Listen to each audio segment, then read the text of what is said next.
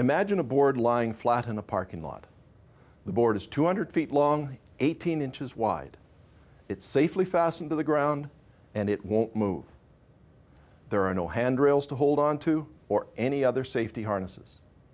Your goal is to start at one end of the board and walk the full distance of 200 feet without falling off. Do you think you can do that?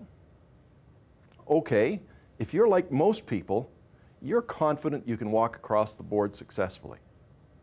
Now, we're going to change only one thing. I'm putting the board 100 feet in the air. Are you still confident you can do it? Not too many people say they would attempt it, let alone make it across the board. So here's the fundamental question. What has changed about the board? The answer is fear. Now, if you're a typical person, you learn to walk at 10 months of age, 14 months of age, and since then, you have rarely ever stopped to think about the process of walking. It is totally automatic.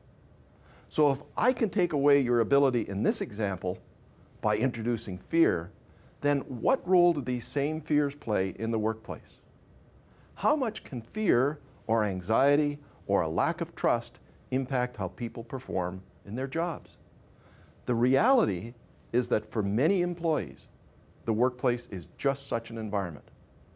Workplaces are full of stress, poor systems, bureaucracy, policies that cause anxiety, poor working relationships, and even bad bosses.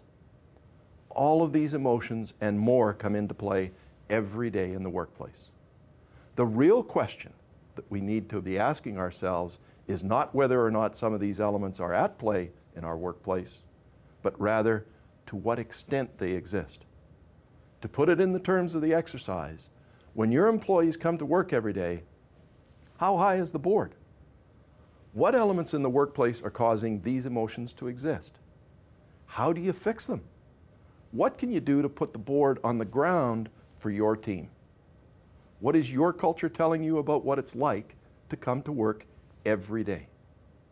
Leadership is about recognizing that these emotions do exist and that they are alive and well in your workplace.